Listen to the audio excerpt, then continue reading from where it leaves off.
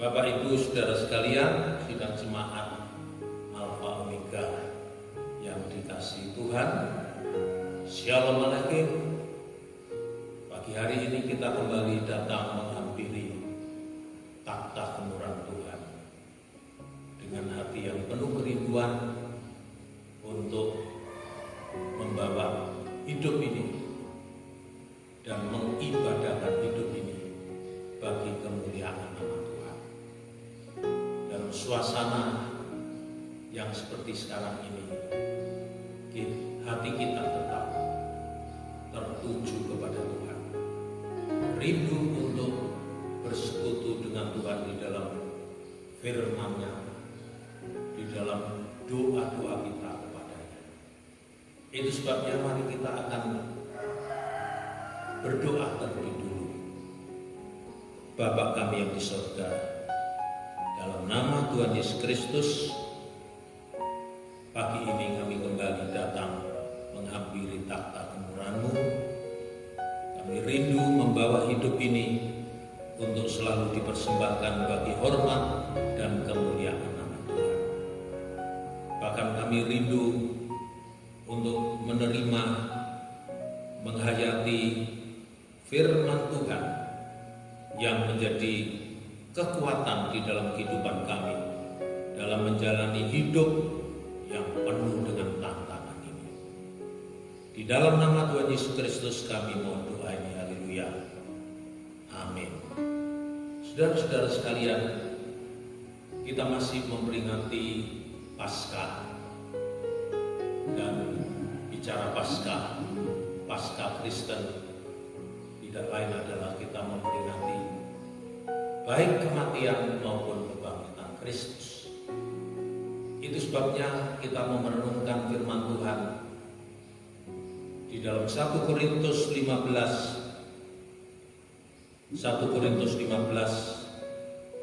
ayat yang pertama sampai dengan ayat yang ke-8. 1 Korintus 15 ayat 1 sampai 8. Demikian saya bacakan firman Tuhan. Dan sekarang saudara-saudara, aku mau mengingatkan kamu kepada Injil yang aku beritakan kepadamu dan yang kamu terima dan yang di dalamnya kamu teguh berdiri. Oleh Injil itu kamu diselamatkan, asal kamu teguh berpegang padanya. Seperti yang telah kuberitakan kepadamu, kecuali kalau kamu telah sia-sia saja menjadi percaya. Sebab yang sangat penting telah kusampaikan kepadamu, yaitu apa yang telah kuterima sendiri, ialah bahwa Kristus telah mati karena dosa-dosa kita, sesuai dengan kitab suci, bahwa ia telah dikuburkan dan bahwa ia telah dibangkitkan pada hari yang ketiga, sesuai dengan kitab suci, bahwa ia telah menampakkan diri kepada Kefas dan kemudian kepada ke-12 muridnya. Sesudah itu ia menampakkan diri kepada lebih dari 500 saudara sekaligus. Kebanyakan dari mereka masih hidup sampai sekarang, tetapi beberapa di antaranya telah meninggal. Selanjutnya ia menampakkan diri kepada Yakobus, kemudian kepada semua rasul, dan yang paling akhir dari semuanya, ia menampakkan diri juga kepadaku, sama seperti kepada anak yang lahir sebelum waktu. Saudara-saudara sekalian, kematian kebangkitan Kristus ternyata terjadi dan dibuktikan dengan saksi-saksi yang melihat baik peristiwa kematian maupun kebangkitan. Mereka-mereka ini adalah saksi mata. Suatu berita yang didukung dengan peristiwa baru menjadi berita yang benar, berita yang akurat. Kalau berita-berita itu, kabar itu, peristiwanya merupakan suatu fakta sejarah dan fakta iman. Peristiwa kematian kebangkitan Kristus bukan terjadi tanpa saksi. Lebih dari 500 orang menjadi saksi dari kebangkitannya. Dan begitu banyak orang di kota Yerusalem menjadi saksi dari kematiannya. Tidak terbatas pada para murid, tetapi masyarakat yang hadir pada waktu itu. Artinya peristiwa kematian kebangkitan Kristus ini bukan satu dongeng atau satu omong kosong, tidak. Tapi ini peristiwa yang benar-benar terjadi, yang bisa kita baca di dalam kitab suci, merupakan fakta Alkitab dan fakta iman, maupun juga dalam catatan-catatan sejarah dari sejarawan orang-orang Yahudi maupun orang Roma, saudara-saudara. Itu sebabnya peristiwa ini, ya, yang dikatakan di sini yang sangat penting adalah benar-benar peristiwa yang terjadi. Di mana pentingnya peristiwa kematian kebangkitan Kristus? Kematiannya jelas penting karena kematiannya berkaitan dengan pengampunan dosa-dosa manusia, saudara-saudara.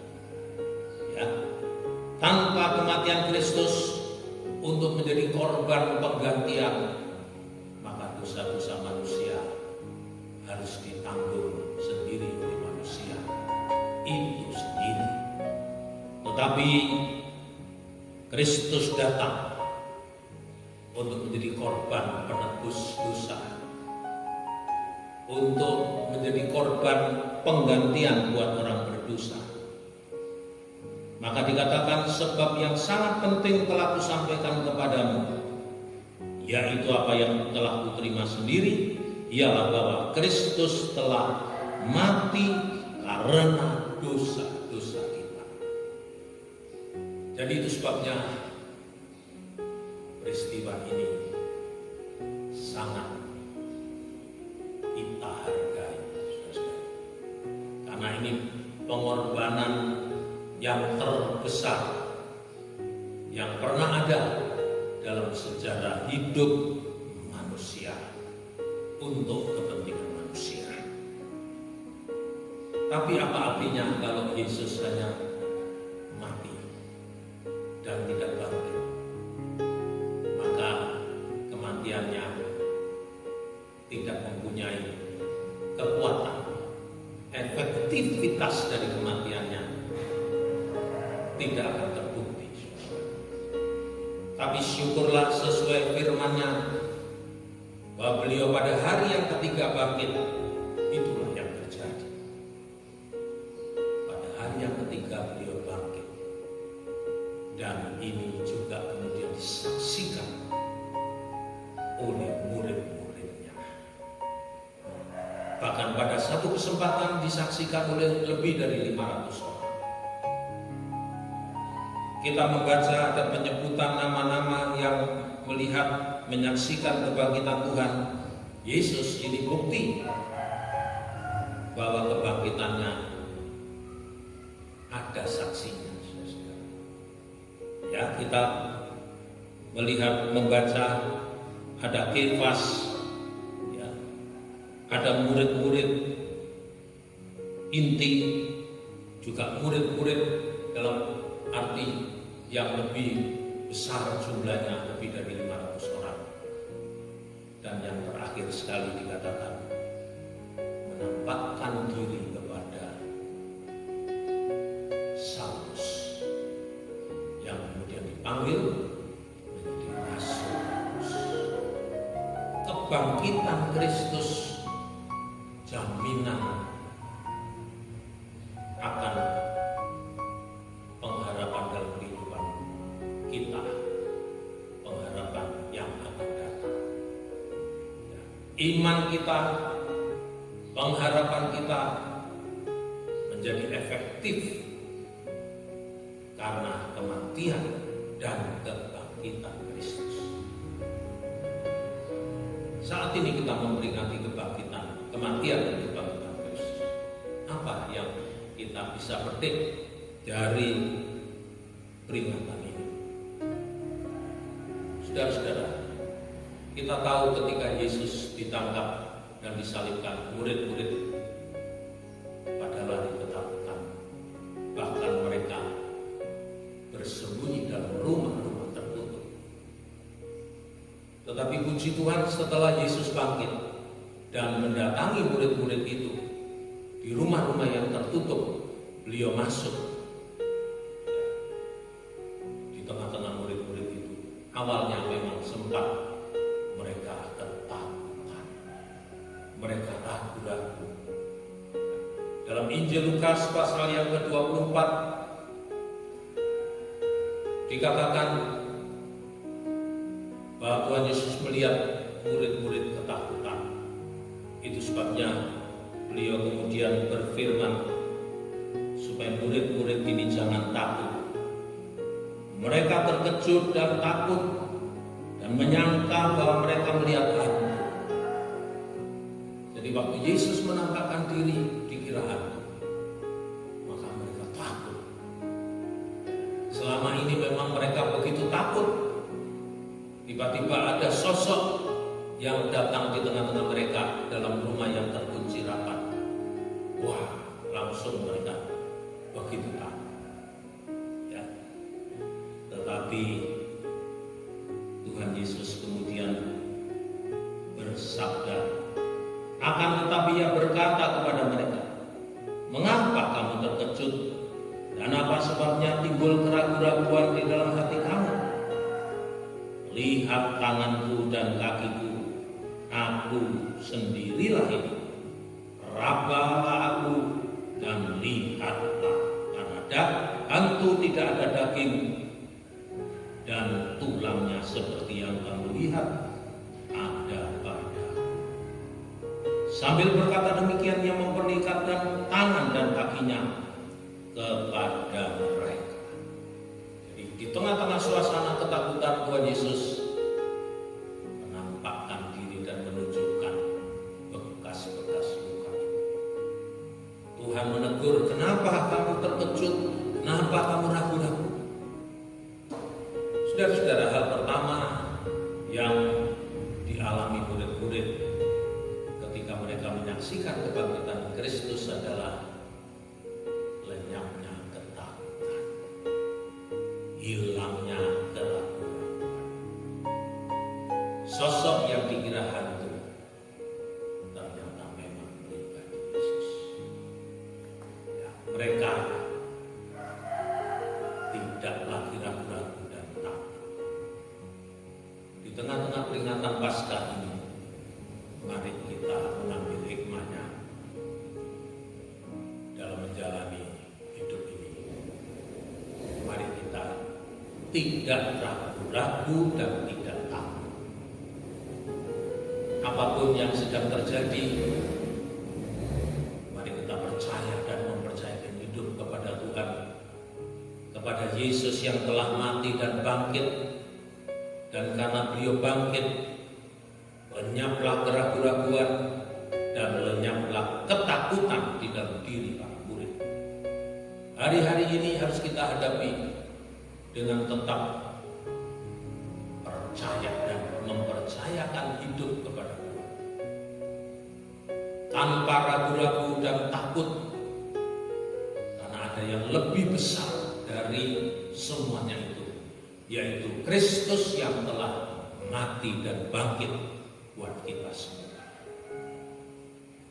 Yang kedua, saudara-saudaraku, yang terjadi dengan murid-murid ini adalah kesukaan, ya, kesukaan yang luar biasa. Di ayat 40 dikatakan, Lukas 24 ayat 40 dikatakan, sambil berkata demikian, Ia memperlihatkan tangan dan kakinya kepada mereka. Dan ketika mereka belum percaya, artinya masih dalam suasana terkejut itu, karena girangnya dan masih heran, berkatalah ia kepada mereka, adakah padamu makanan di sini? Jadi murid-murid berubah suasana batin hatinya. Mereka mengalami kegirangan atau kesukaan. Dari kesedihan dan ketakutan berubah menjadi kegirangan dan kesukaan. Lenyaplah semua ketakutan dan kesedihan yang terjadi di hari-hari sebelumnya sampai saat itu. Nah, saudara-saudara sekalian, kesukaan, kegirangan ini demikian penting dalam kita menjalani hidup sehari-hari. Dalam surat Filipi pasal 4 ayat 4 dikatakan, bersukacitalah senantiasa. Sekali lagi kukatakan bersukacita. Kenapa bersukacita itu penting?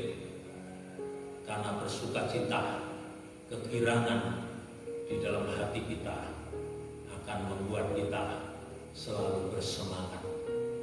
Bahkan di dalam kitab Amsal pasal yang ke-17 ayat 22 dikatakan demikian, hati yang gembira adalah obat yang manjur, tetapi semangat yang patah mengeringkan tubuh.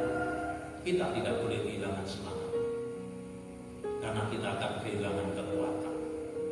Sebaliknya, biarlah peringatan Paskah ini, kematian kebangkitan Kristus, membawa suasana baru dalam hati kita, yaitu kesukaan yang dari Tuhan. Karena hati yang bersukacita, hati yang gembira adalah obat yang manjur. Bukan sekedar obat, tapi dikatakan obat yang manjur.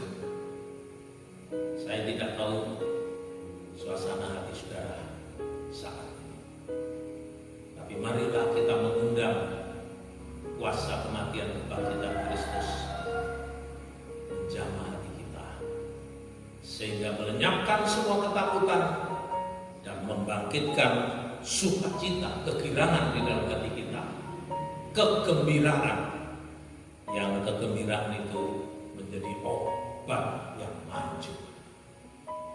Kalau ini yang kita lakukan, saya percaya hari-hari ini bukan hari-hari yang malam buat kita, tapi hari-hari yang membawa kita selalu dalam damai sejahtera daripada Tuhan.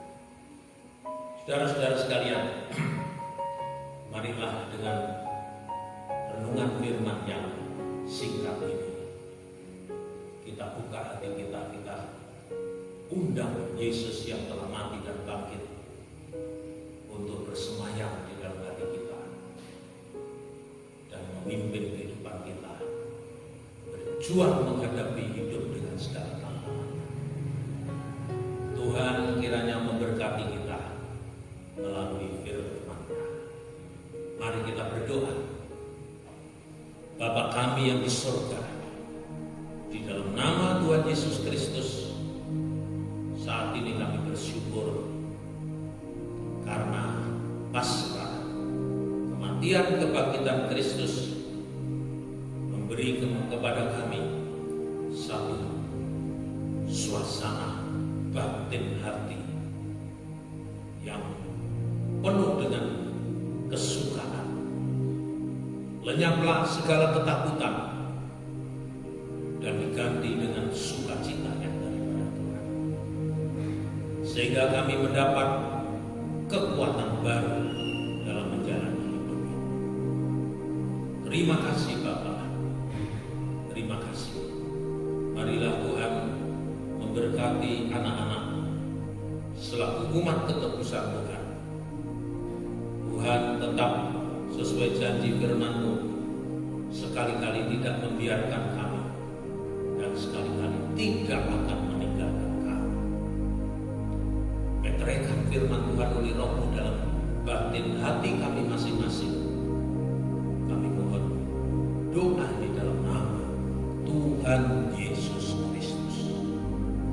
Saudara sekalian, angkatlah tangan dan tadakanlah ke atas, serta terimalah berkat, rahmat dan anugerah dari Allah Bapa, cinta kasih pengorbanan Kristus Sang Putra, persekutuan kekuatan penghiburan oleh Roh Kudus beserta kita, mulai saat ini sampai Maranatha Kristus datang sebagai Raja di atas segala raja, mempelai pria dari surga yang menyambut gereja. Di dalam nama Tuhan Yesus Kristus kami mohon doa ini, dan semua yang percaya katakan amin. Bapak Ibu Saudara sekalian yang dikasihi Tuhan, sekali lagi saya sampaikan selamat Paskah dan selamat